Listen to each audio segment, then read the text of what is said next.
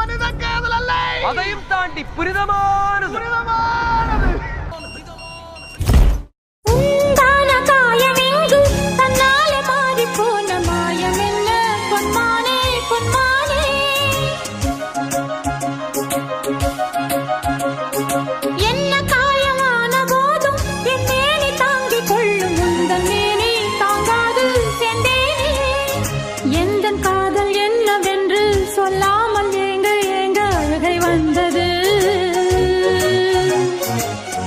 சோகம் உன்னை தாக்கும் என்றெண்ணும் போது வந்த அழுகை நின்றது.